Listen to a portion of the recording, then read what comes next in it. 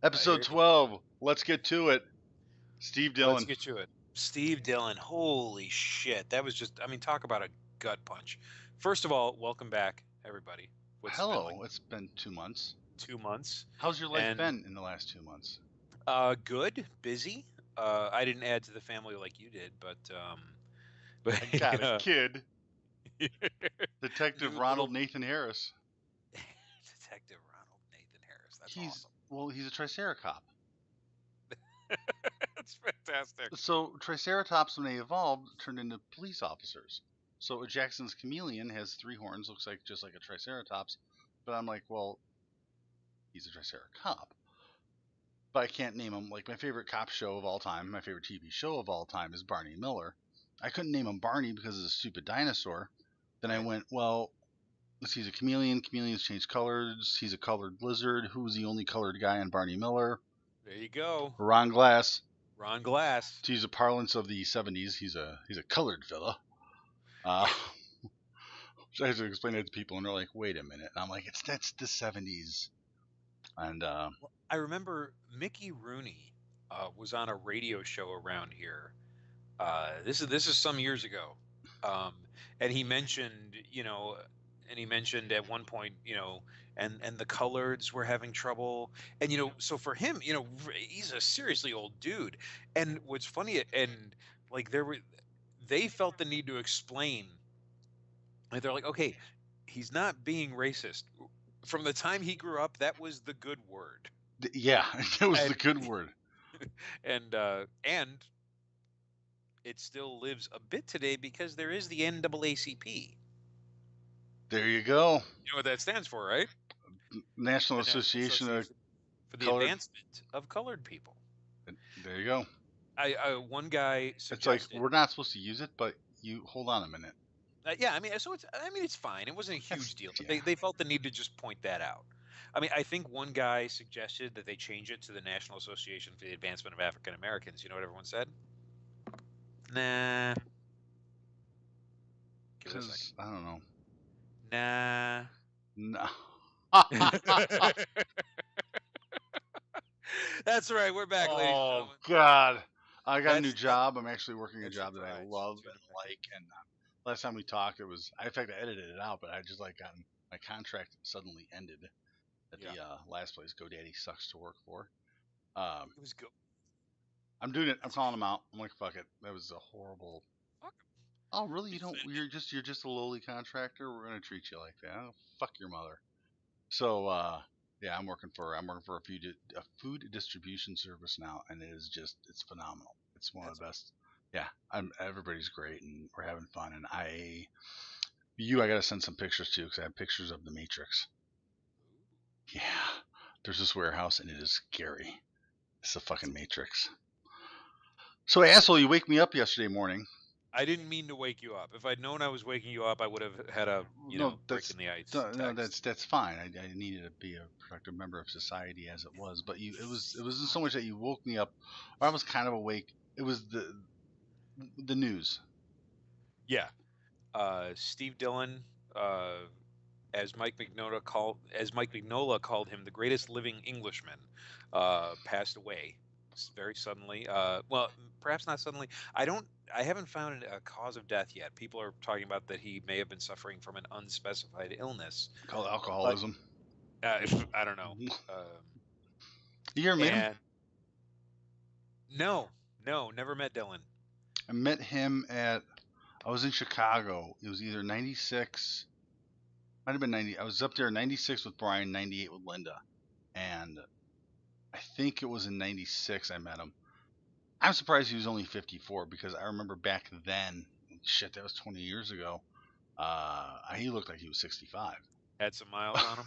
Let me tell you what, crazy hair, just kind of unshaven.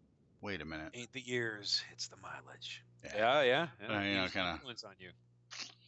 and had the whole accent going and stuff. But yeah, it sucks. I wonder. Because I saw it. I saw it. I was on Facebook, and I'm friends with. I've never met, but I'm friends with Tom Feaster on Facebook. He's done a lot of GI Joe stuff. Oh, okay. And I like his artwork, and so I saw that he posts. He's like, deepest sympathies to my friends who are dealing with the loss of Steve Dillon this morning, and the family were in the living room set up. I'm like, what the fuck? And so I start furiously typing on my phone because I'm looking for stuff, and Dawn looks over and she's like, is this a serious what the fuck or like a casual what the fuck? I'm like, Steve Dillon died. She's like, oh, okay, it's serious. Because I'm seriously, there are times where I like speak with a lot of gravity about things that do not matter at all. Right, to the general populace, like the Muggles don't care, but Steve Dillon and I. It's funny because I mean, the guy's a giant, but I haven't seen a lot of his stuff. I mean, there's Preacher, of course. For him, he's one half of the genius that is Preacher, and there's Punisher. I haven't gotten to because he and Garth Ennis, they had a run on Punisher. Yeah, I'm reading through a lot of those. I'm reading through. God, Len Joe trying to speak. Take two. I've been reading through at the library some of the Garth Ennis collections. I haven't gotten to the Steve Dillon stuff yet, but I did have a six issue miniseries they did. I think it was called Punisher Warzone. So it was more Garth Ennis, Steve Dillon craziness with. They also did Bourne, I think. Was it called Bourne? Was the Punisher origin? That wasn't Steve Dillon. No, that was someone else, I think. Unless he did parts of it. It wasn't Steve Dillon. Yeah, I just read it. That was the first Oh. volume. They've got these nice big hardcovers at the library going through the Garth Ennis years. And I looked him up on Wikipedia just to see what else he'd done, if I knew anything. And he was on Animal Man, but not during the Grant Morrison run, which is what I went back and read. You got into Animal Man, I remember, right before I moved. So we're talking like late 80s. I remember you were like, dude, it's Animal Man. Like, he becomes a fly and he can move like super fast. Yeah. Everything to him is slower. Well, because Mike was telling me about it, and that's the issue where Animal Man met Grant Morrison, where he started to catch on that he was a fictional character. And there's a character in DC called the Psycho Pirate who has always known that he's a comic book character. Yeah, long before fucking Deadpool made this cool. You're reading the book and Psycho Pirate is in his cell at Arkham and he's like soliloquizing about something, and then he looks out at I think he's in profile, and then he looks out in the panel and he's like, and you don't think I've forgotten about you. Breaking the fourth wall. Perverts. Always watching. It's just disgusting and what have you. So that, my friends, is how you break the fourth wall. That's nice. So Steve out. Yeah. I mean, Preacher's really what he's known for. Yeah. A TV show you haven't watched. I watched the first episode. We bitched about it, and I went back and kind of finished it off one night. And issues, Joe Diaz, who's from oneforcase.com, was out here, and we were talking about that, and he goes, because he looks exactly like Cassidy. If you ever met Joe, I was like, dude, serious? He goes, no, that picture on my Facebook, that's of that actor. It's amazing how much he looks like the guy, and we were talking about it, and he has the same problem with Tulip. He's like, he goes, I can't stand Tulip. I don't know what it is about the actors. He goes, all the other actors and stuff, I can get over. I'm fine with it, but fucking Tulip. I'm like, same thing. I cannot get over that fucking choice. Nothing against her. It's just that was the wrong choice. Yeah, and well, also for me, it's a little against her just because I just don't like that actress. I just don't like her. I don't like her stupid face. I'll say it. I mean, apologies, ma'am. I mean, she was on Agents of S.H.I.E.L.D. She's on Preacher. She's got a film coming out that it has a lot of Oscar heat about it. It's about a interracial marriage back when I think somewhere in the South Mississippi or something, where that was still not cool. Yeah. And they're actually prosecuted for their Oh, wow. interracial marriage. I've seen the trailer, and so that's a big deal. But I mean, she's getting work. She may be very good at what she does. I just don't like her stupid face. I'm the same thing with that Mindy girl, the Mindy Project. She's annoying. I just look at her and I'm like, just go away. Yeah. I've had too many run-ins with, like, working in call centers with bosses that are just like that, and just have that resting bitch face, and you're just getting ready. It's like, you fucking secretly hate men, and you're gonna do anything anything I do, you're gonna use it against me. You're wearing 2 different colored socks. That's against dress code. Huh? One's dark navy blue and one's black. I'm sorry, it was dark when I was getting dressed. It hasn't been that bad, but I'm using now I'm going to wear 2 different color socks every day because I believe there is no provision for that in the Walmart dress code. I am wearing. I got these fluffy socks. They have like lanolin built into them. Lanolin? Yeah, it's like a soft. Like the moisturizing stuff? Yeah, they're fucking cool, dude. They're like fluffy. They're like really fluffy. See, I have one that's pink and one that's black. Okay. What's weird is I don't need that stuff at all. I have the softest, smoothest baby feet. We're going to talk about more geek stuff in a second, folks. Yeah. I swear. Right now, we're going to talk about my sweet, soft, lustrous baby feet. Wow. Because my feet are rarely uncovered. I don't like walking barefoot places. There are people who do. There are people who love it. There are people who love to walk with their toes, in the sand, in the grass. I am not that guy. My feet are rarely uncovered. My wife, going through her foot care rituals, has at times just glared over at me because I have the sweetest, softest baby feet. It's ridiculous. I don't. I'm at the point where I'm going through like my heels. You live in a desert. And that's probably a part of it. Heels are giving me a problem about a year ago, and I got one of those petty eggs, and I went a little too far. Ooh. Yeah, and they haven't been struck oil, and they really haven't been right since. And I just bought a paraffin wax bath thing on Amazon. It should be here on Tuesday. You're awful scruffy for a metrosexual, I gotta tell you. Dude, it's the oddest confluence of things. I have foot products. I can talk with the best of the ladies regarding that. Never gotten a pedicure though. I don't know why. Me neither. Well, yeah, you wouldn't need to. Well, no. I mean, they're sweet, soft, lustrous beautiful baby feet. Do you watch Better Call Saul? Speaking of getting pedicures, I still haven't watched Breaking Bad. Don't hurt me. No, I got other reasons to hurt you. Oh, yeah, exactly. Well, I mean, I will. It's on the list, but right now, and we just got Amazon Prime. Dude. I tried it out for free for a month because I was ordering some X-Wing stuff and I wanted it, and so I wanted it in 2 days. So I'm like, yeah, I'll try it. And then we started watching a couple shows on there, and I saw some of their options. So I'm like, yeah, click. We'll just subscribe to that too. Because why? What's the point of getting rid of cable if I'm not then going to pay $30 for 3 streaming services now? But yeah. Dawn is addicted to Mozart in the Jungle, and the new season of that is going to be coming. So now we're like inundated with all these shows that we have to catch up on. I have to watch Man in the High Castle. That looks fantastic. I want to see that. I want to see Goliath. It's got Billy Bob Thornton, brother. Yes. I saw the trailer for that. Yeah. I love that they have trailers for their shows on there. That's what Netflix needs. Netflix needs trailers. And if you know what? If you're not going to release your shows domestically on Blu-ray and DVD, you need some special features. I need some commentaries. I need some options like that. I think Daredevil is finally going to, season 1 is finally going to come out later this year. I think someone said they saw a posting on Amazon for it. But the Netflix shows have not been coming out. I mean, House of Cards has been coming out, but I think Netflix is very savvy. They're like, no, we need to bleed the Marvel people for their $9 a month every month to make sure they stay with us, because this is the only place you can watch it. Legal. Years ago, I want to say years ago, maybe it was years ago, I had Amazon Prime, and I never used it. Like, I logged into it a couple times. The layout was weird. I just couldn't. I just used it because I was getting some shit shipped to me, and I just wanted it quick.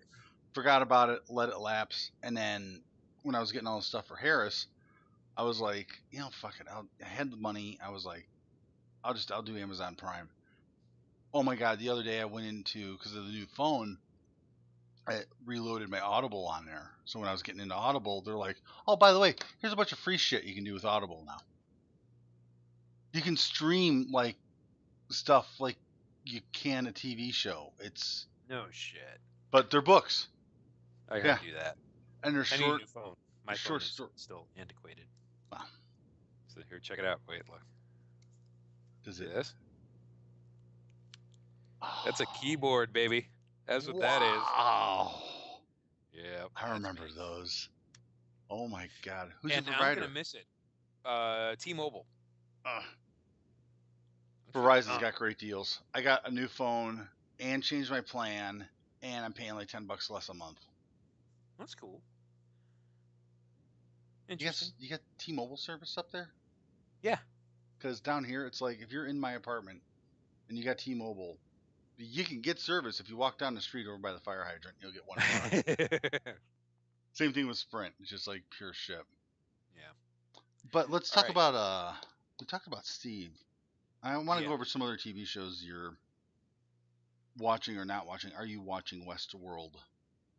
Not yet. Okay, I've watched the first episode 3 times. That's awesome. I watched it over at Jay's house, was like, holy crap. The next day, woke up, watched it twice back to back. New episode comes out tonight. I still have to watch episodes 2 and 3 again. Please do not mistake my not watching it yet for a lack of interest.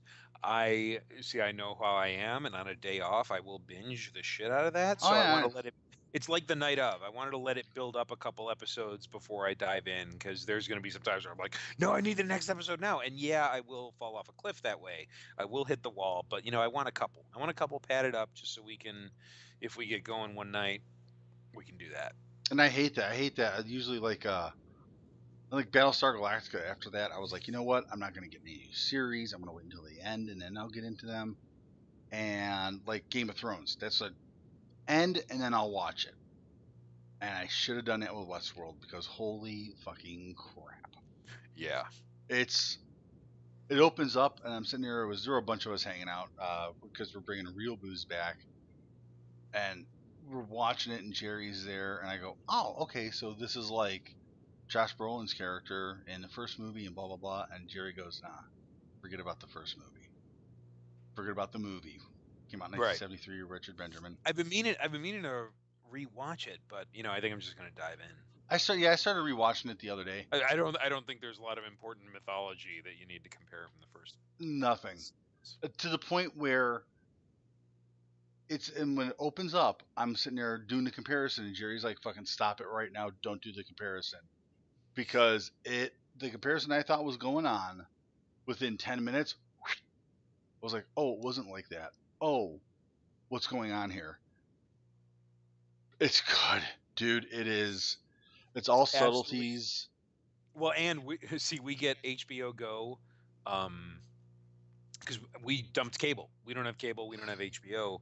But a couple of Dawn's friends, they never use their HBO Go account, so they give us their login, and so we watch HBO Go on there. And the smart TV has gotten kind of dumb.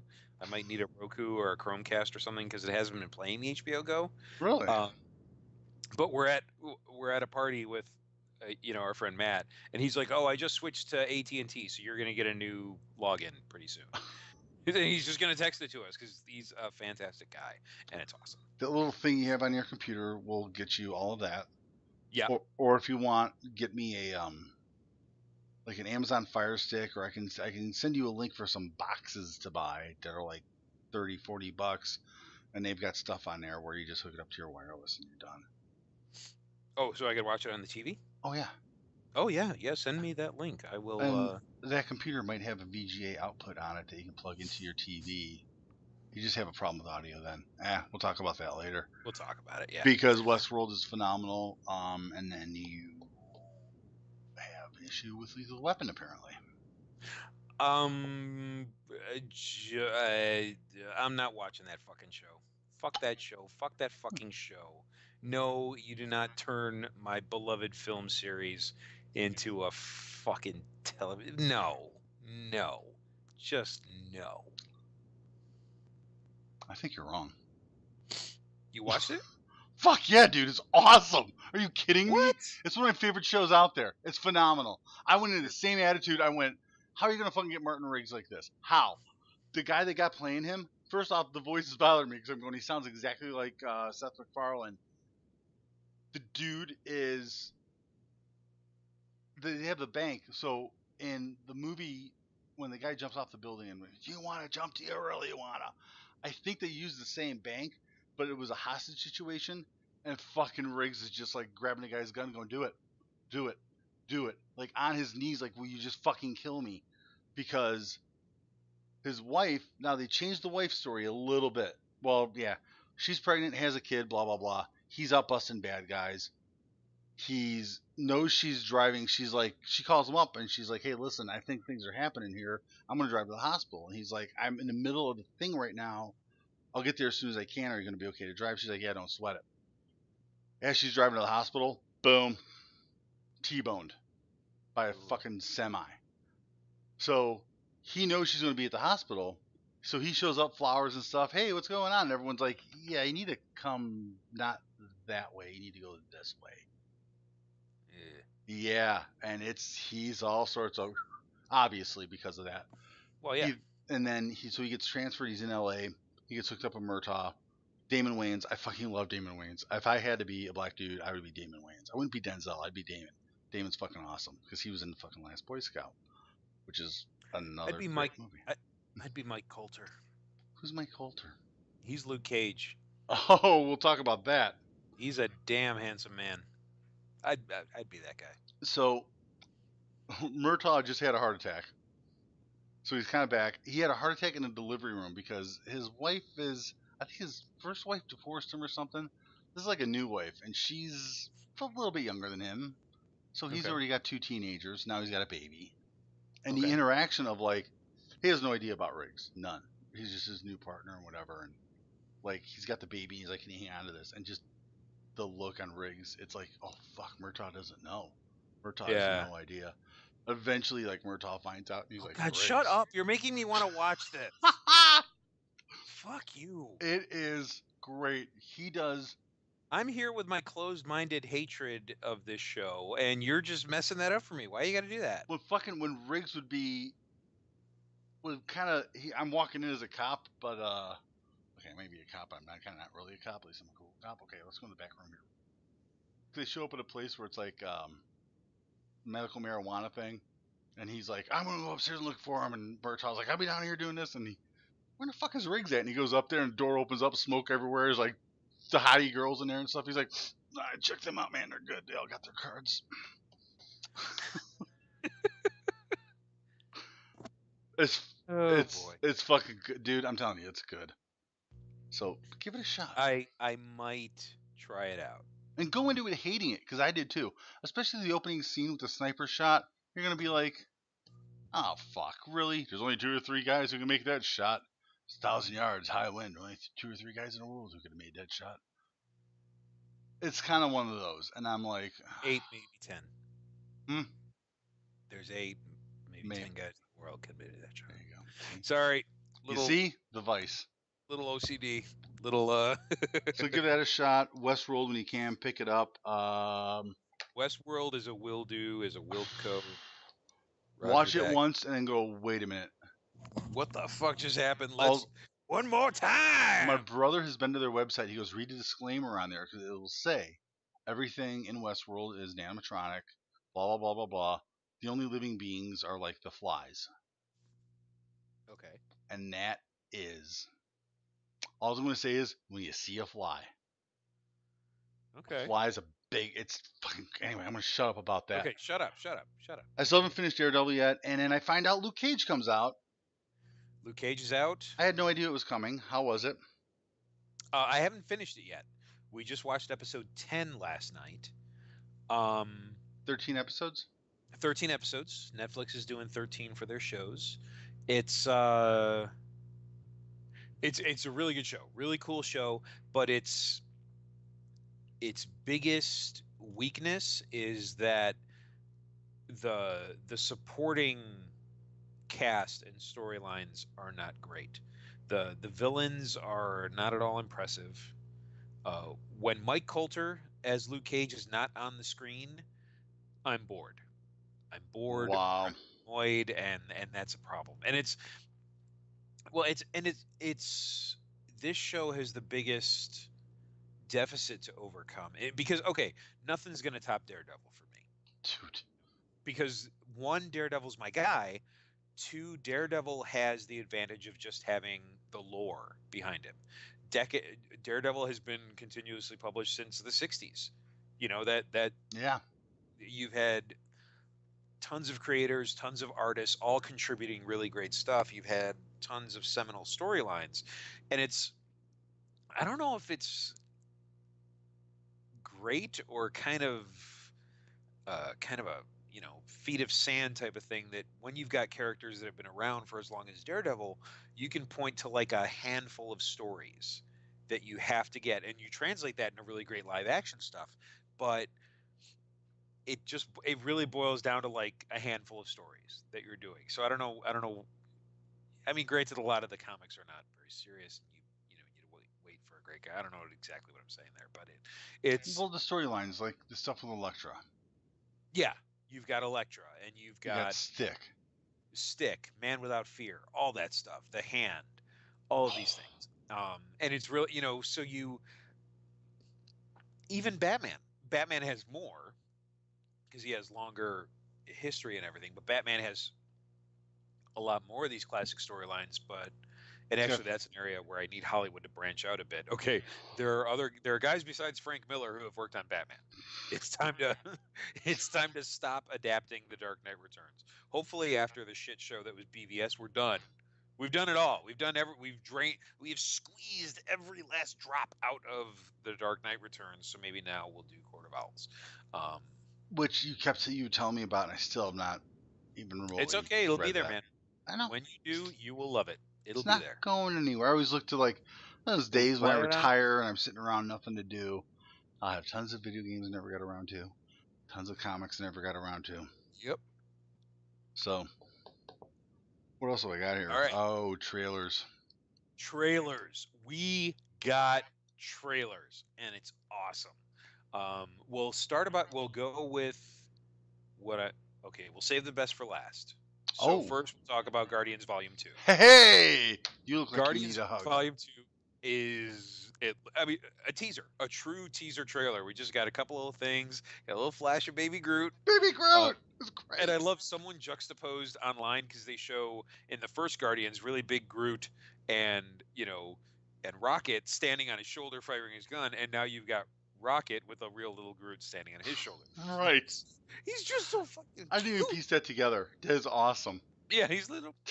He just sticks his head out. It's awesome. Is he wearing a little onesie or something? I don't think it's exactly a onesie, but he's like, it looks like the Red Ravager type suit, but they just made a little Baby Groot size one.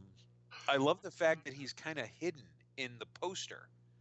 Oh, I haven't seen the poster. There's a black and white poster of they're all like leaning against the wall, and you got to be paying attention because he's like peeking out from behind Star-Lord's boot. He's like, you just see him down there. He's below the title and everything. Oh man. Do you need a hug? No. You look like you need a hug. I said no. Okay, we're doing this. Yep. Okay. Okay. And so that's tons of fun. That's next summer. Next summer, that's May. It's got the prime. Oh. They're the varsity team now, man. They're in the prime slot. They're the hell yeah. As they should be. If I have one complaint, it's that they retread and reuse the Blue Suede song in this trailer. I would have liked to see a little bit, because from the second Guardians ended, because there's going to be another one. You absolutely know it. You knew it, yeah. Yes. So my very first question was, oh my God, what's the next soundtrack going to be like? I love the fact that it's called Guardians Volume 2. It's named like an album, which is great. So I'm dying to see what's going to be on this next soundtrack. Actually, shortly after Guardians came out, I posted the question on Facebook. I'm like, okay, Marvel has come to you and said, we're putting together the soundtrack for Guardians Volume 2. What goes on it? Give us track 1. Boom. Go. Got a couple good responses, which I liked. My friend Maggie said Stuck in the Middle with You, which could work very well. Me, I go Free Ride. Edgar Winter Group. You play, imagery from yeah. Come on and take a free ride. Free It seems ride. because it's not super obscure, but it's not super in the consciousness. It's not that obscure at all, actually. I mean, but you hear it on, the oldie, not oldie stations, but like the 70s, 80s stations. Fight scene, Ballroom Blitz. They didn't do that in the first Nice. one, did they? Yeah, because I'm like, has anybody ever done that before? They use Cherry Bomb in. Oh yeah, that's a Blitz. fucking good song. Great choice, Ken. Nice. Yeah, Ballroom Blitz is it, flat out. I've always wanted to see a fight scene done to that song. Yeah. Like in when they did one of the best song fight scenes compilations that I was like, this actually works and it is awesome, was Banana Splits. What the hell's the name of the movie?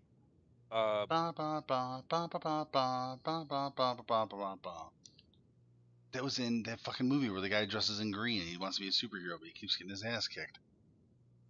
Oh, Kick-Ass. That was it. Thank you. Yeah. Which one of you cunts is up next? I was like, what the fuck is about to happen? And then bam. I never saw Kick-Ass 2. I never. Yeah. God. That's okay, well, because in the first Kick-Ass, they talk about how his mom died, and he's like, "No, she wasn't murdered by a mugger." And they have the shot of him in the rain. I will avenge you, Mom. And he's like, "This is not that." And then they show like they're all sitting around eating their cereal, and she just like drops forward into her cereal. She had a brain aneurysm. That was right. It. So they make a point of saying that this is not that. I am not the guy with the tortured past. So what do they do in the second one? The bad guy gets his dad arrested and then has him killed in prison. And so now Kick-Ass is avenging his dad. And it's like, why not just unzip and piss all over the first movie? I saw it. I thought Jim Carrey was actually really good in it as the sergeant, some right. Military themed hero. Did Millar write this one? I haven't gotten around to reading the comic, so I don't know how similar. Mark Millar wrote this Kick-Ass 2 comic, which I haven't read yet, so I don't know how close it is to the book. Because it sounds like something he would do, like going, oh well, in the first movie he does the whole not avenging his thing, in the second movie he'd just be like, fuck you, watch this, here, I'll do it. It's possible. That's totally a Millar move. That guy's awesome. I mean, Kick-Ass 2 did have Lindy Booth as the Night Bitch, and I've had a mad crush on her since Zack Snyder's Dawn of the Dead. Redheaded actress. She's on The Librarians now. I keep hearing about The Librarians. The girl that watches The Librarians has been telling me about it. I've been like, I'm surprised you don't watch this. We watched most of the first season, and then we went back and we watched a couple of the TV movies with Noah Wyle, because I think they're on Hulu. We've got those. We've seen them. Yeah, we've seen some of it. It's fun. It's good family fun show. I like it. Okay. It's just one of those that she brings it up every once in a while, and then here you are mentioning it, and I'm like, what am I missing? Is there something going on over here that? Oh, we miss plenty, just because there's so much. I mean, it's a great time to be a geek, nowadays, but it's also it's a hellish time to be a geek with kids because not all this stuff is appropriate for them. So I got to wait for them to fall asleep or be otherwise engaged. I think my kids are outside right now. I think they're still outside. I told them, yeah, I had to push them kicking and screaming out the door. Seriously, I get home and Dawn's like, yeah, there were some injuries. I didn't know if Shayna was going to make it for a while there because she stubbed her toe and so could not move. But then when I come home, I can't get them back in the house, and that's what I wanted. It's actually a gorgeous autumn day here in Chicago. So it is autumn, isn't it? What's the temperature like? Yeah, it's got to be 70 out there. It's really nice. I've had the heat on the last couple nights because it's been getting really cold at night, but the weather's gorgeous today. So I told them, now I'm going to go in the basement and record a podcast, but you kids, you get outside, you go, because that's where it's at, man. With the advent of the Cubs entering the World Series, I really was like, hell is frozen over. I'm afraid of no goat. Hell has officially frozen over, but my AC is still on, brother. It's upper 90s.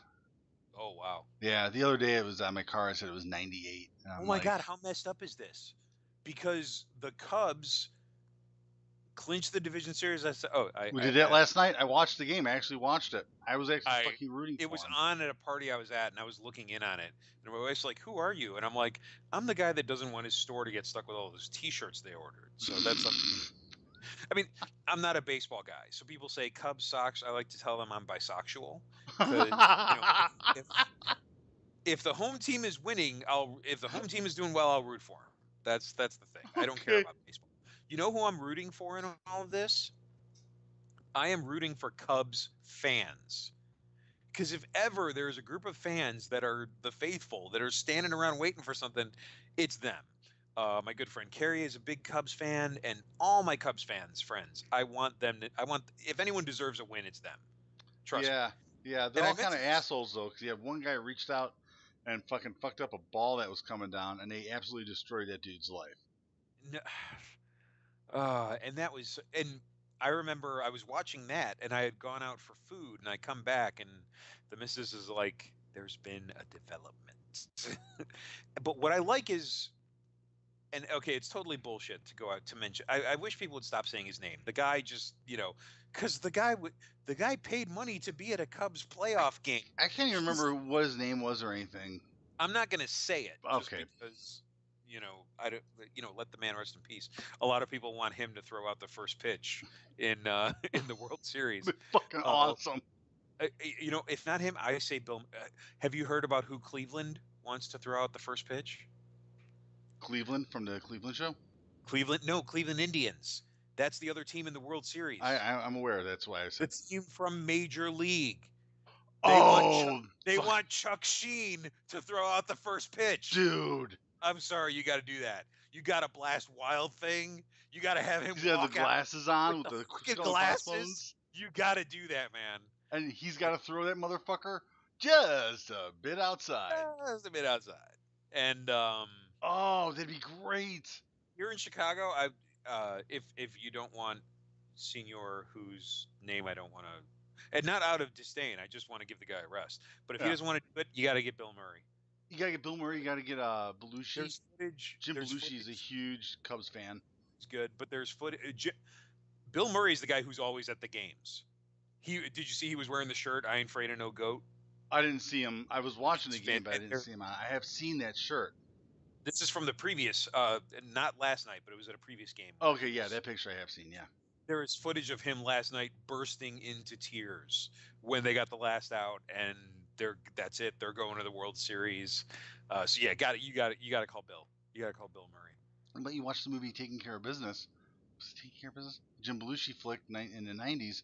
It was all about him being incarcerated, escaping jail because the Cubs were in the World Series. Never seen that one. I've never seen that movie. Wow. I thought it was a different movie. What was the movie where he was like it was like a low rent, It's a Wonderful Life type of thing? Mr. Destiny. Mr. Destiny, that's it. Where his wife's name is Ellen Ripley. No shit. Which is Ripley's name in Aliens. Yes. Yeah. Very nice. Very nice. I got really into Jim Belushi movies for a while there, and then like the TV show Wild Palms, I found it on that one little program, and I watched part of it. Did I watch the entire episode? I don't think so. But I started watching it, and I'm like, this is so fucking 90s, it's not even funny. And what the 90s thought the future was going to be like. And it's like, grunge happened, and then guess what? It got integrated into everything else, and I got people like me running around. Yep. Okay, so we got next trailer, the big trailer. Logan. Oh my god, dude! I mean, oh my god! Fucking red band trailer, and he chinked right up the guy in it, coming out the head. And this is what's great about them finally making Deadpool, because I mean the negative, movie studios are idiots. So now the fear is that they're going to make every comic book movie rated R just because Daredevil did well, and that could be bad. But Logan is an R-rated character. Always has been. the comics aren't always graphic, but I'm sorry, he is swinging his claws and guys are falling down dead. He's This the is best not there is at what pretty, he does. and what he does isn't Isn't very very nice. nice. And so this is this. They may be finally making a great Wolverine movie. Yeah. They may be skipping the make a good one phase entirely and going straight to make a great Wolverine movie. I mean, first calling it Logan is fantastic. The Johnny Cash doesn't hurt. You can't Ooh. beat the Man in Black for setting the mood. I mean, oh my God. Yeah. And I love that it looks like a combination of they were taking elements of Old Man Logan and the Death of Wolverine.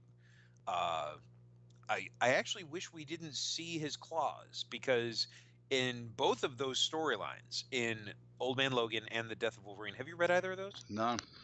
But in both of them, Logan is not popping his claws. In Old Man Logan, it's because he hasn't popped his claws in 30 years. And when you get to the reason for that, it is genuinely one of the most heartbreaking things in comics ever. And in the Death of Wolverine, it's because his Well, healing. back up. Why didn't he? I'll get to it. Calm down. Okay. And in the Death of Wolverine, it's because his healing factor is on the fritz.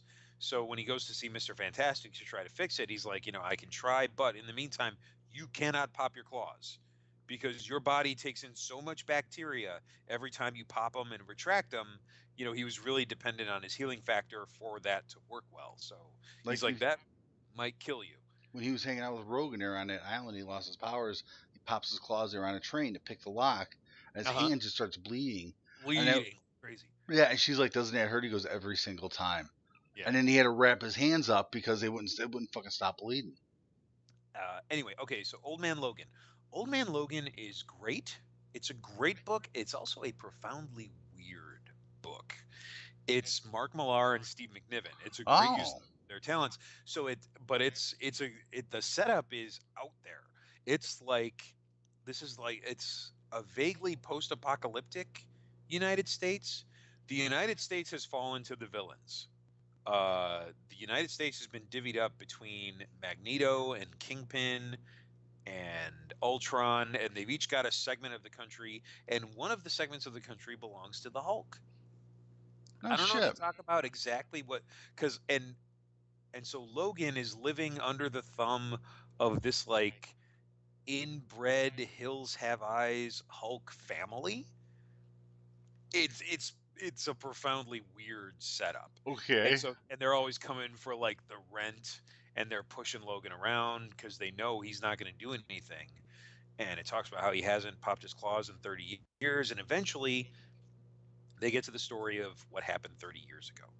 And what happened was he's at the X Mansion, and the X Mansion is besieged by like every X-Men villain at once.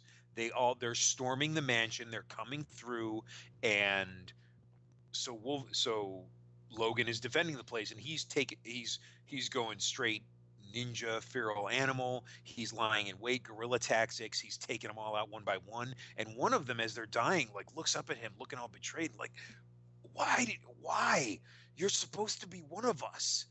And he's like, yeah, fuck you. And he kills them, and he kills them all. And he kills guys that as you're reading it, it's like, how did he just take out Mr. Sinister? Because like the whole X team hasn't been able to take out Mr. Sinister. Yeah, Sinister's like uber powerful. And then the fog lifts. I forget who it was, but someone took over his mind. I fucking had him kill everybody. He killed all the X-Men. He killed everyone. I don't know if it was Storm or Rogue, but it was one of the women that, he's been a teammate with for years that looked up at him saying, why? You're supposed to be one of us. He killed everybody. Holy fuck. And art is just when he's like, because he's staggering out, he's walking like a zombie. He cannot live with what he's done. He lays his neck on a train track out back behind the mansion, lets a train run over his neck, trying to sever his head, but even that doesn't do it, and he heals and he recuperates, and so he just will not pop his claws ever again. He will take it. He just wants to be alone and not a danger, and Wow. it is fucking heartbreaking. And so it makes it all the more rewarding when you get to the point in the story that he's been pushed too far, and it's 2 pages, a 2-page spread. It's all black. It's just 2 pages of black, and written in red across the 2 pages. Snicked. And you don't see the claws or anything. You see snicked. There's blood oozing from them because they have a tongue, and he's going, yeah. And it's a great book. Very weird book. Blind Hawkeye driving the Spider-Mobile cross country with Logan in the riding shotgun. Yeah, that sentence alone will trip you out, but it's a great book. The Spider-Mobile. The Spider-Mobile. Hawkeye, who is blind. Spider-Man's car. Yes. Hawkeye, who is blind but still driving, somehow got a hold of the original Spider-Mobile, and he and Logan are driving where they need to get to in the story. The Death of Wolverine, I was much less impressed by.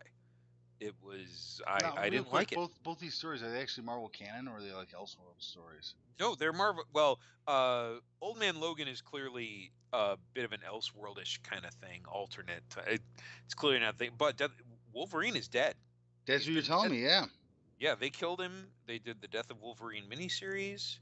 I wasn't impressed with it. I got it from the library because budget. Yeah, but no, I know how it is. That's why it's hard to stay current nowadays with books being like $4 or $5 a pop. We had a conversation about that a podcast or two ago, and it's like, how do kids buy fucking comics these days? Kids don't. That's pretty much it. They don't buy many. You were working at McDonald's. I was caddying, so I always say, but there were 75 cents to $1.25 were the expensive ones. Yeah, like the annuals were $1.25, and it's like, jeez, but yeah, I got to read it. Well, I would just work and then get off work and ride over to Comic Collector, buy whatever the hell I needed. Because you should have started caddying with me, man. I'm telling you, the money was there. Yeah, I really should. When you got your first paycheck, and I went, what was it, like $77 or something like that? Probably something like that. And I remember looking at that going, dude, I made more than that today. Yeah. That's all right, though. Yeah. I got that money, and I just bought more comic books. The Riverside Golf Club. That's where it was, right? Riverside? Yeah. They've remodeled it. I looked on Google Earth, and I was checking it out. And I'm like, this looks totally fucking different. Next time I go up there, I got to swing by and be like, hi, I used to caddy here. What the fuck? I'm sure they'll love that. They will welcome you back with open arms. Bye-bye. Oh, you used to caddy here. Come, let us show you around the place. I was looking at it not too long ago, a couple months ago, and there was still one name on there, and I was like, I know to find it's Carl. Carl was the pro, was the club pro. I think he's still there. I think McGuire's still running around for some reason. McGuire and his sister used to work there. McGuire for hire. That dude just like, I don't know what in the fuck it was, man. He started working in the bag. He was a caddy, and he got promoted into like the bag shop, and then I think the fucker just went to college and came back and was like, I'm just gonna work here forever. There you go. Which is fine because there's just money up there. Something else I saw real quick going through trailers. Contract to Kill. What is that? Oh, Steven Seagal is back, baby. What? I mean, Dude. Seagal hasn't gone anywhere. It's just that no one notices when he makes a movie. It's got the guy who does the In a World where crime runs free. The guy who does that voiceover work I'm listening to it going. Is it Contract to Kill? Contract. I think it's Contract to Kill. Okay. The guy who does the voiceover is clearly someone who did like 1980s VHS direct to VHS movies. We'd rent a bad movie. We'd rent like Fade to Black or something, and it'd have those cheeseball trailers for the direct to video movies. I swear to God, the VO guy sounds exactly like one of those dudes. I'm like, Lion-O did some of that stuff. No, really? The guy who did the voice of Lion-O, he was he did the voice work on VH1 Best Week Ever, And you know the Skittles commercial, "Taste the rainbow." Yeah. That's Lion-O. Oh my God. That's All part of awesome. the service here at Lencho's House of Useless Knowledge. So watch that trailer. It's hilarious. It's all close-up shots. He's all fat, clearly dyeing his beard way too Oh black. yeah, You know, yeah. it's all like he just stands there because he's all big and fat, but he's wearing a black trench coat, so you can't tell. And he's all doing his blocking, and then he'll hit you and pull out a gun. And it's all shots. It's all shots up this close. Like, okay, we're gonna go get him. The Russians are back, but so am I. Oh wow, that is a bad CGI airplane explosion. Dude. Who is the target?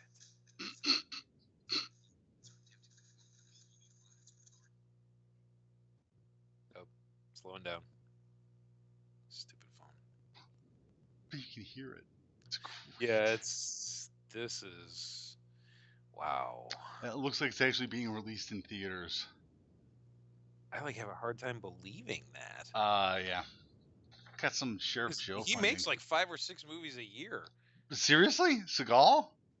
He has like direct-to-video movies like almost every other month. It's ridiculous. I can't imagine. Okay. Fuck. Yeah. All right, so that's trailers, right? Is that everything? That's that, and another one called I just want to warn the audience: when you see a movie called Beat Beneath My Feet, it's not a dance fight movie, unfortunately.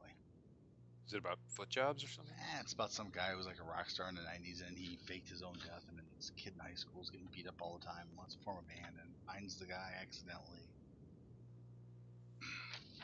Luke Perry's in it. Oh, well, then it must be good. And then one last question. Let's say another trailer I saw was Assassin's Creed.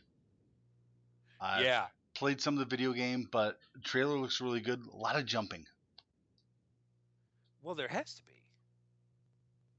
Right? I guess in the don't game. They jump a lot in the game? You do a lot of dives off of buildings. You do this whole swan dive off of buildings, and then you land into a haystack, and then you get extra points or something. I didn't. He's gonna do a superhero landing. He's gonna do a superhero landing. Have you finished Deadpool yet? I haven't yet. Okay. I keep watching it. I watch that opening scene and stuff, and I end up. I want to get. They lost their director. The guy who directed it is not directing part 2. Really? Apparently, there's talk of creative differences between him and Ryan Reynolds, and I'm just like, okay, who's letting this shit go into their head and be a dick? Because you guys were in this together. What's going on? Now, on the DVD of it, I got to pick that up yet. Are the outtakes taken? Because supposedly Ryan Reynolds did some stuff that was so fucked up. They were like, no, you are not saying that. That is not coming out of your mouth. You're editing that out of the movie. I haven't watched. I don't know if I've watched the gag reel on that. I want to pick it up. I want to pick up a fucking 4K copy of it, but the goddamn PlayStation doesn't do I got a 4K TV. I bought a PlayStation 4. I'm like, all right, fine. 4K comes out, I'll throw in a 4K disc and watch it in 4K. Kick ass. No, you gotta get a special fucking player for that shit. And then your goddamn TV has to have certain specs. I'm like, it's a fucking. I bought the TV like 2 years ago. It's a kick ass TV. I'm not getting rid of it, but still, I'm like, I was future proofing. Yeah. And then we got Jack Reacher 2 and John Wick 2. Jack versus John. They get in a fight. God. Who wins? Well, Jack Reacher could very easily drive me insane because I saw the trailer for the new Jack Reacher movie, which I haven't seen yet. It came out last week, but I'm going to see it soon. I love the Reacher books. Have you read any of those? I haven't. In fact, I haven't even seen the movies yet, and the reason I want to is because I remember you going off about how awesome the books were. The books are fantastic, but here's the thing. In the books, Reacher is 6'4", 6'5", 250 pounds. Reacher is a big dude, a big badass dude, because he was like internal affairs for the army, whatever that is. And so anyway, he was military police, but he was in the special investigators unit, and which meant they went after really bad guys. And he's like, the problem in the first movie, he's talking to a cop who's working on this thing, and he's like, I did what you did, except everyone I went after was a trained killer. He went after special forces guys who have gone bad, who have been doing it. And he's like, so he and his unit, they had to be better than them at Right. this stuff. So Reacher is like supreme badass, and he grew up largely overseas. His dad was a Marine, and so he grew up mostly in overseas bases. And he's American, but he hasn't spent a lot of time in America.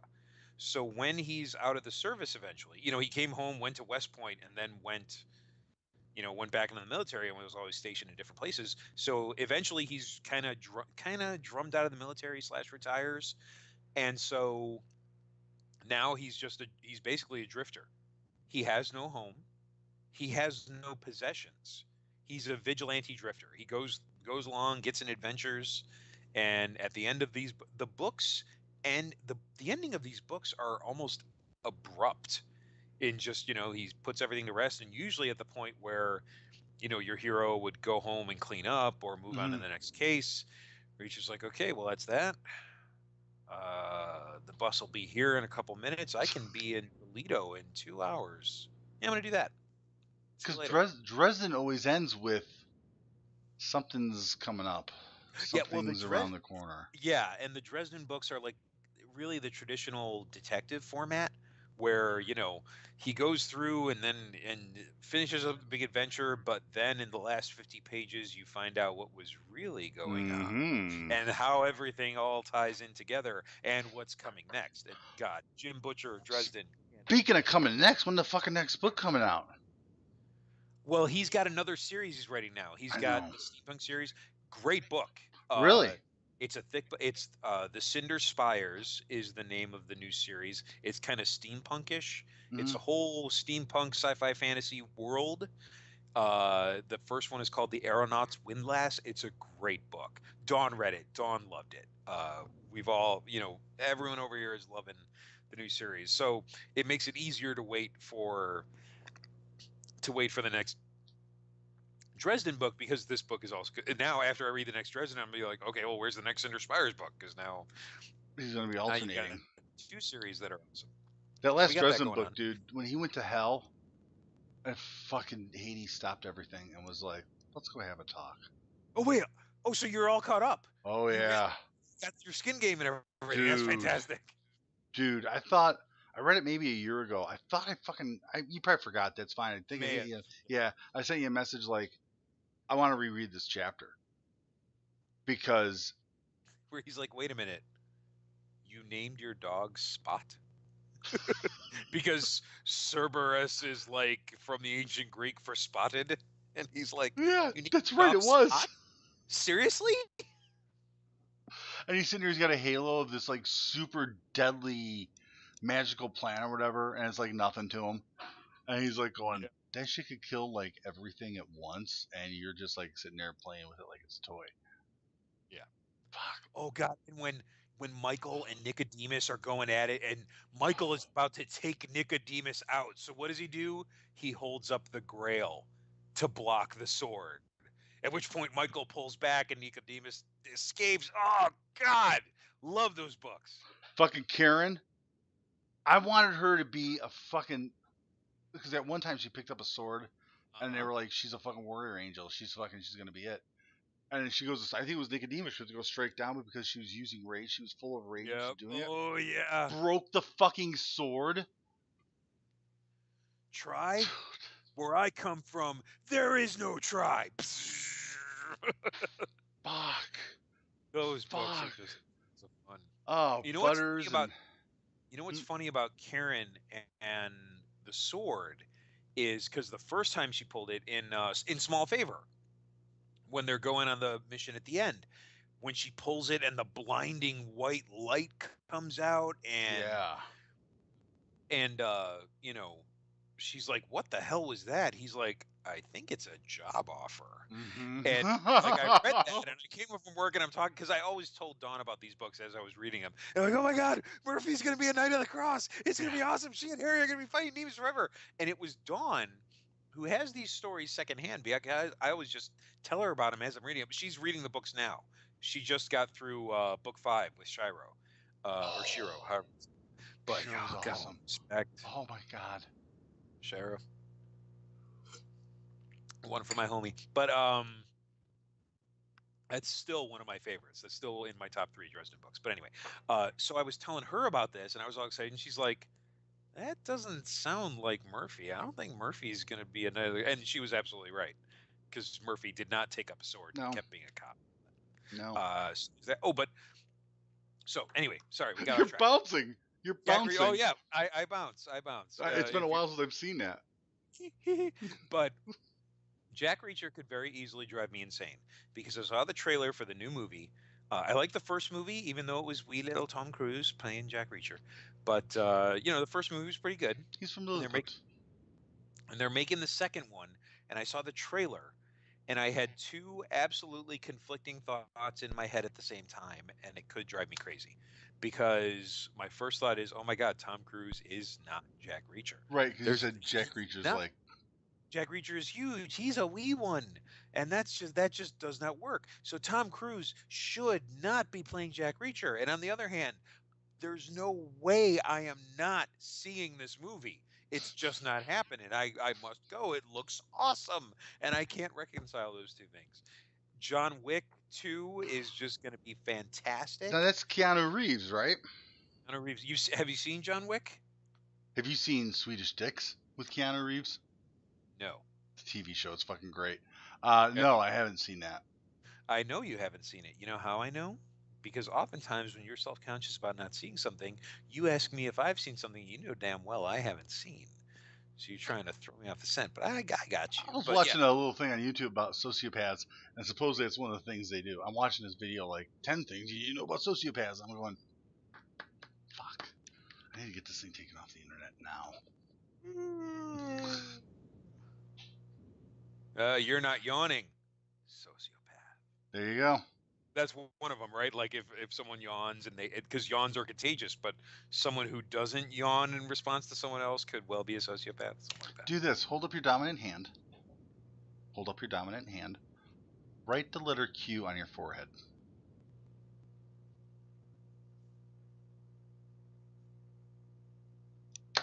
You're a fucking good liar.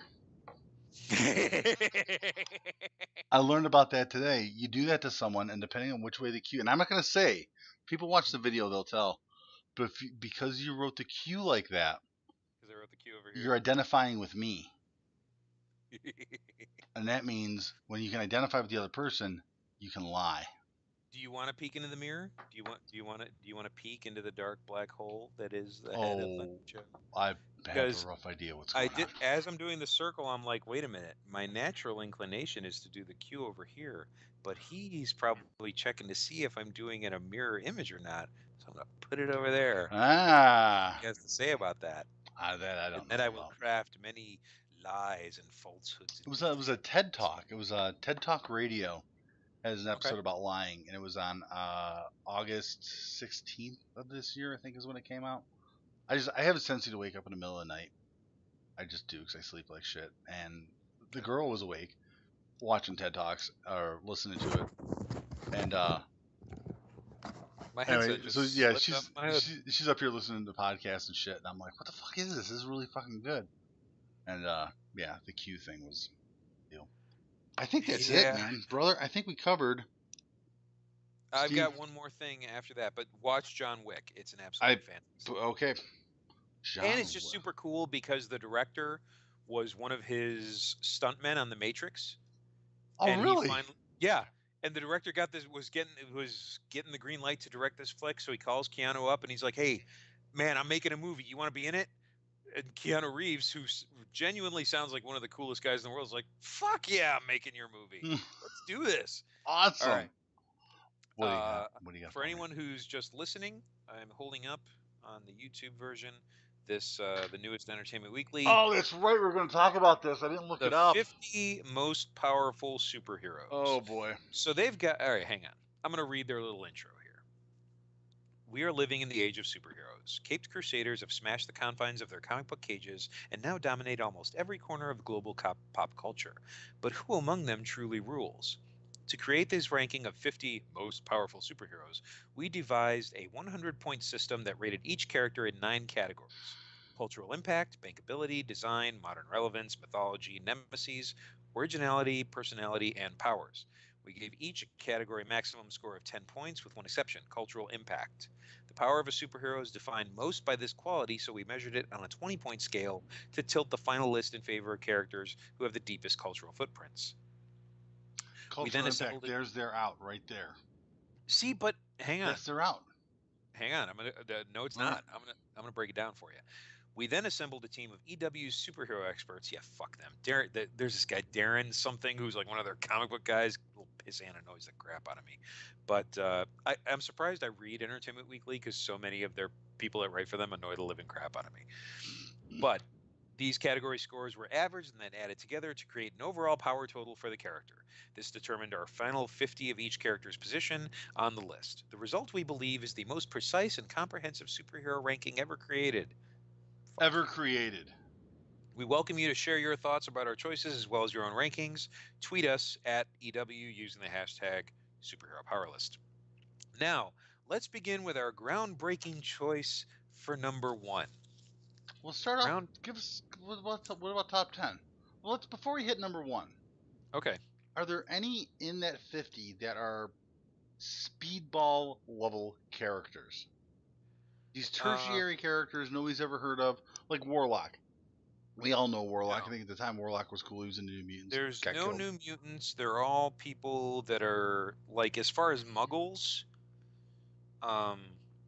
there's Silver Surfer. They've got Raphael from the Turtles, but no one else from the Turtles. Well, that's fine, because Raphael was like, he's the Wolverine of the team. So exactly. So at least they understood that. They've got Hellboy, Jessica Jones, Blade, Beast, Shazam, Morpheus, Dream, who I don't think belongs on a superhero list. He's not a superhero. The fact they have him, but then again, I'm getting kind of. So I'm going, okay, all these other things are all movies, they're all TV shows. People know what they are. Silver Surfer, I don't think has been in anything. Or no, he was in Fantastic Four. There was a movie, Rise of the Silver Surfer, which I still haven't seen. Neither I. But then you go, Morpheus, to kind of go, look at us. We read Neil Gaiman too. We're real comic book people.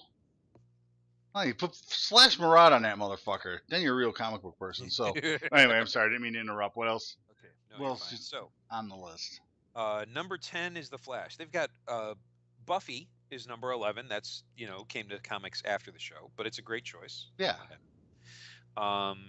They've got Deadpool at number 12. Now, fuck you. One hit movie does not boost you up to number 12. I'm sorry. I'll go in reverse order as per your instructions. Number 10, The Flash. Number 9, Black Panther. 8, The Hulk. See, 7, Black Captain Panther. America. Anyway, Black Panther is, come on, that's your. What the fuck was he in? Like what comic book wise? I mean, okay, they're bringing him in now, which is fine. I understand that he's going to be an absolutely kick-ass character. He's going to be. He's coming up for sure. I mean, that's. But the guy's still in AAA league, man. He's not even anyway. Exactly, he's AAA. He's just moving up to the big leagues. But number 6, Iron Man. 5, Wolverine. 4, Superman. 3, Batman. 2, Spider-Man. Number 1 is Wonder Woman. And wait, what self-congratulatory fucking masturbatory way did they say it? Now let's begin with our groundbreaking choice for number 1. I'm sorry. And you know what? Here's the thing. Wonder Woman absolutely belongs in the top 5. Okay? Oh, totally. Yes. And I hate shit like this because you make me sound like a sexist when your list offends me because you shot Wonder Woman up to the number 1.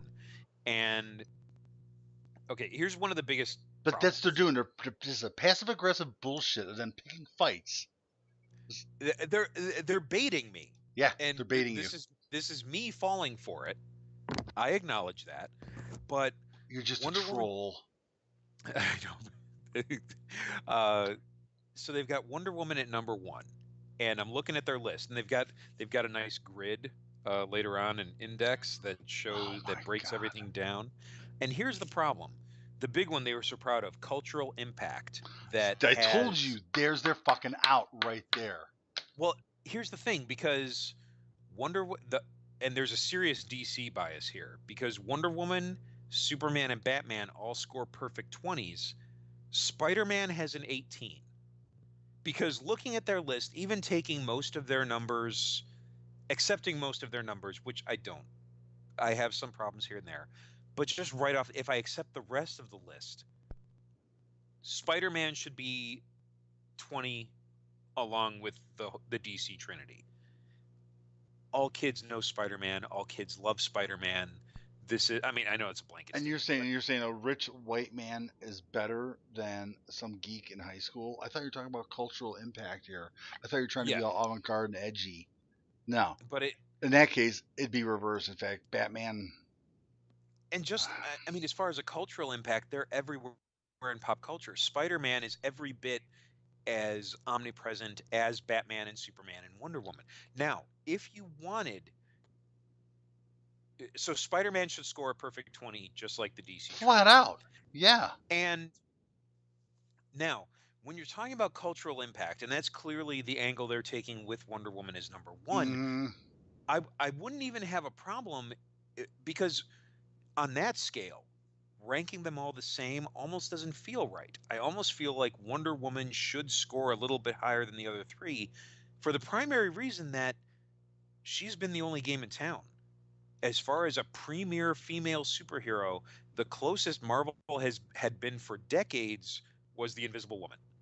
Oh, I was gonna go Storm, but you're right. Yeah, Invisible Sue Woman Storm, predates that. Storm, maybe Jean Grey. Those were their biggest players, and they were nowhere near what. So I would even be fine if you gave Wonder Woman a 20 and everybody else lost half a point or a point just to really solidify her role. I'd be fine with that. But but Spider-Man has to score at least as high as Batman and Superman.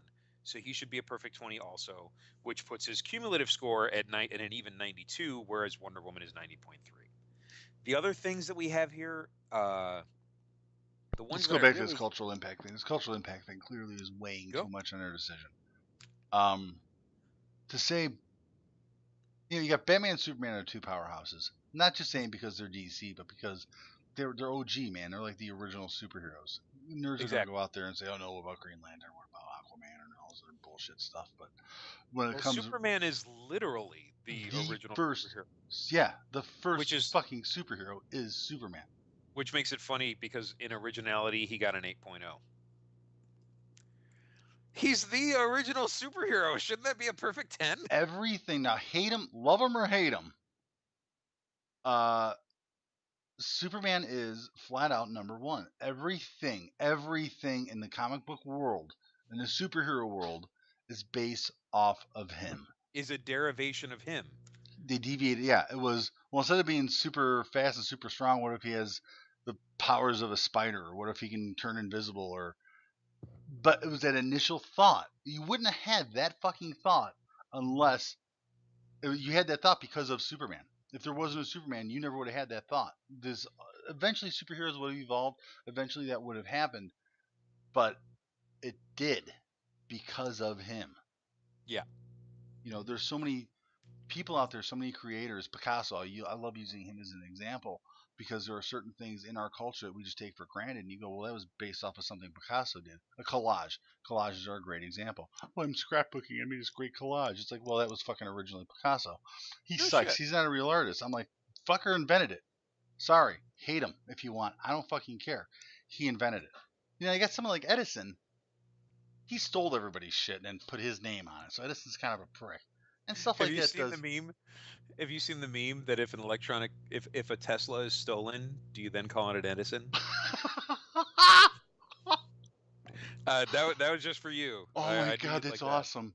A podcast called The Dollop does an episode about Edison and Tesla that is it's funnier than shit. It's absolutely phenomenal and historically great. But there are examples. Fuck you. Superman's number one. I said, love him or hate him, he's number one. I think I would go. Oh, are you talking overall or I'm in this saying overall, originality or this is what this fucking list is, right? overall? I think I go Spider-Man. I think I go Spider-Man just because he seems to speak the kids the most. I've seen a lot of polls amongst young kids. Now I know young kids kind of define mercurial, but but you're Spider-Man exposed is to that. Spider-Man is often a lot more popular among young boys than Superman. That's Just good. because the whole web swing, I think even there, Superman is a little too powerful. He's not relatable to kids. That's good. He's more of an authority figure, whereas Peter Parker is more just trying to figure it out like the rest of us. Yeah, and I'm the same way personally. Yeah, Spider-Man kicks ass. I love him. Yeah. He's again one of my favorite heroes, if not my favorite. But what I'm saying, as far as cultural impact and all that shit, like they're trying to make it sound out to be very well, actually. I know they like put down all these numbers to say, well, yes, see, this is clearly like empirically, Wonder Woman is the best. You wanted Wonder Woman to be number one. And you were fucking making up the rules This so is it should end up all being number geared one. around that. One of the things, because okay, you've got cultural impact. One, Spider-Man should be an even 20 like the DC Trinity, which bumps him ahead of her. But another thing, bankability is one of their 10-point scales. As Spider-Man, far as when you say bankability, like you're gonna sell more Spider-Man mugs and you're gonna sell more. I don't know. I guess, like I don't know. I mean, that's another thing. It's vague-ish. Because in that depends case, you go what Harley exactly. Quinn. Well, not Halloween just this year's that. gonna be so many fucking Harley Quinns out there. It's not even funny. Every I know. stripper and every strip club is gonna be a fucking Harley. You want to see fucking naked Harley Quinns? Go to a strip club on Halloween. Yes. But so in bankability, Spider-Man, Batman, and Superman all score a perfect 10. Wonder Woman scores 9.3. My question is why? There was a hit television show 40 years ago. How many seasons did it run? I'm not sure, 3 or 4, but it was a successful show. I would say successful. I would But say since hit, then, but I would say it was probably better than the fucking Spider-Man and Hulk specials they used to have. I'm sure it was better than the Spider-Man television show. But as far as bankability, there hasn't been a major property. I mean, she's got a movie coming out. We're going to see how it does. We're going to see if it's good. Her comic sales have always been fair to middling. Yeah, solid. You know, I mean, they're going to sell. As a comic book owner or you managing a shop, yeah, they're going to sell no matter what. They're only going to sell their 50 copies a month or whatever, but they're going to sell. You always order it. Right. But I mean, she's a mainstay and all that. She's been surviving all these years. But the other three, Spider-Man, Batman, Superman, there have been a lot of times where they've had 2, 3, 4 books a month. And that's never, ever happened with Wonder Woman. So, I mean, just sales-wise in comics, she's pretty far behind them. Spider-Man probably had the most of anyone. Yeah, there hasn't been a live-action property. So where are you getting this bankability number? I order in 50 Spider-Man, 50 Batman, 50 Superman, and 50 Wonder Woman T-shirts. I'll guarantee you the Wonder Woman one will probably be the last one to sell. I'll sell out of the other ones before the Wonder Woman. See, I don't know. When it comes to merchandising, she might. I mean, in merchandising, that's actually where I think she may have an advantage because of being the only game in town. Because of being the one premier female superhero. Whereas Batman, Superman, Spider-Man are all going to be sharing, male marketplace. So and also female, because girls like them just as much as boys do. Of course. Yeah, naturally. So bankability, like as far as merchandising, I think she's going toe-to-toe with everybody else. Every other front, she's falling behind in more than 0.7. So I'm not sure where they're getting that number. And we're not saying it's a bad character. It's a great character. Absolutely love the character. And she should absolutely be in the top 5. Oh, fuck yeah. But I think it's, nature of the beast. I'll put her ahead of Wolverine, but not Spider-Man. I can't do that. I just can't do it. And then this number is a little truer because they've got Nemesis as one of the breakdowns. Batman got a full perfect 10. Exactly. He's always got the best bad guys. Spider-Man got 9.7. I would give Spider-Man a solid 10 just like that. Especially with Venom. When the minute the Venom thing happened. Not only that, but just the plethora of villain. Because Batman and Spider-Man both have a full rogues gallery. Yeah, they do. Oh my god. Superman, they gave 8.7. I mean, Lex Luthor, Bizarro. okay, Okay, go Lex Luthor, past that. Bizarro, Brainiac. You've Brainiac, got it, yeah. and Lex Luthor, just as far as having an arch nemesis, that is necessary. And Wonder Woman does drop appropriately. That she goes to 7.0, which almost seems like might be a little high. Who are her nemesis? Cheetah and like Ares. Granted, Ares is a god. Well, so is Also, she. exactly how much should the fact that Thor has a day of the week named after him? How much does that skew the cultural impact? Just because I guarantee you, there's a superhero on everyone's phone somewhere. Just Yeah. the count. Now that we're talking about this nemesis thing, and this is something a buddy of mine brought up, I gotta get him on the podcast one of these days. The Australian bastard. He goes, the thing about James Bond, and now that I think about it, it also adheres to somewhat, at least, Spider-Man, Batman, Superman. You go to see he would say this all the time. You go to see a James Bond movie not to see James Bond, but to see who he's going to be fighting. Huh. It's not so much about the main character; it's about who he's going against. The villain? Yeah. That's certainly a major component. And that's. I'm not sure if I agree 100% on Bond. Because Bond is the star of the show, but. That's why I wanted to bring it up to you, because you love Bond. That is how I feel about the Mission Impossible franchise. Okay. Because they had really strong villains for 1, 2, and 3. Probably the strongest in part 3. You've got Philip Seymour Hoffman. You've seen that movie, right? I did. I don't remember. I mean, it's one of those I'll start watching and go, oh, yeah, I remember this. He was the arms dealer, and they captured him, tied him to a chair, had him. I mean, they had him. He was caught. He is completely in their power, physically. They've got him strapped to a chair in their cargo plane, and they're asking him a question. He's like, "You have a wife, girlfriend, whatever you got, whoever she is, I'm gonna find her. I'm gonna find her. I'm gonna find her, and I'm gonna hurt her, and then I'm gonna kill you right in front of her." This guy is caught, and he's like, "I don't care. I'm gonna get out of this, and I'm gonna fucking make you pay, you little piece of shit." That is a villain. Yeah. The villains in 4 and 5. 4, they actually had a great actor. I forget his name. He's actually one of the bad guys in John Wick. He's a great actor. They didn't give him much to do. And 5, I couldn't even tell you who the bad guy was or what he was doing. It's a damn shame, because 5 was just utterly forgettable. I just realized I'm sitting here thinking, I'm like, trailers. Fuck. We'll talk about it next time. Rogue One. Rogue One. Oh my God. Yeah, we'll talk. You know what? We'll do all Rogue One next week. Yeah, we'll do another Star Wars thing. I know we have to. It's just I have a 9-to-5 job now. Well, that's great. I'm not working overnights anymore. I have a regular schedule. Yeah. And work is actually fun. It sucks because because it's 9 to 5, traffic in errors. I'm 25 miles away maybe from where I work. I leave late. Like, I have to work late all the time, but the guys understand the minute I say, yeah, I live in Chandler, and they're like, ooh, that's a drive. I'm like, if there's no traffic, 20 minutes, I'm here. There's traffic, hour and a half. Oh, man. Yeah, so I wait until at 9 o'clock the HOV lane opens up. So at 9 o'clock, I'm like, fuck it, boom. I just jump in the HOV lane because it's just What's me. HOV? High occupancy vehicle.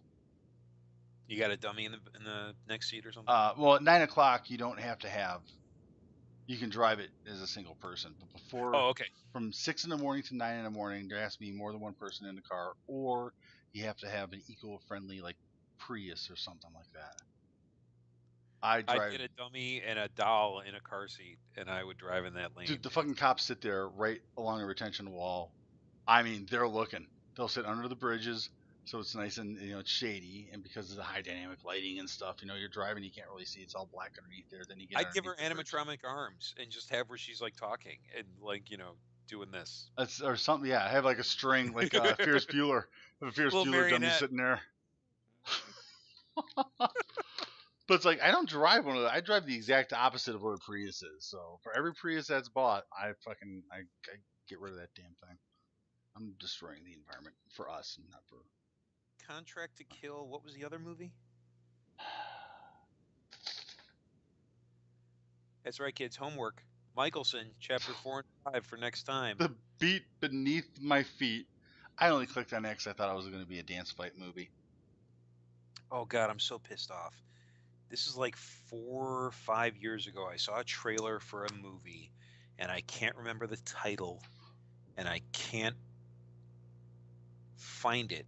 It was on IMDb. It was this, in this town, they're doing the dramatic voiceover, and, the gangs get together and settle their differences.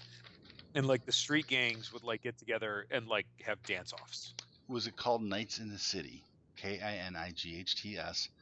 Came out sometime during the 80s, and it takes place in Miami. No, like 5 years ago, it was a current film. It was like a new trailer, like 4 or 5 years ago. I was in Vegas, and every time I go to Vegas, I hang out with my friend Renee, and her and I go check out and we went and saw Frankenweenie or something in 3D. I don't know, we were both drunk and fell asleep. But it was the trailers. They had a dance fight movie in 3D in the trailers. And I'm grabbing her, going, "We have to go see this. We have to go see this. We have to go see this." She's like, "Fucking weirdo, no, we're not." I'm like, "I'll be up here in 2 weeks. Let's go see this." Didn't happen. Holy crap! Sir, this is a long one. It is. We had a lot of stuff. Well, we had a fucking lot going on. So yeah, when you get time again. Yeah. Let's do it. I'm going to cut the recording here. We'll keep talking a little bit. Thanks for stopping by. Thanks. Thanks for stopping by. There you go. Classy.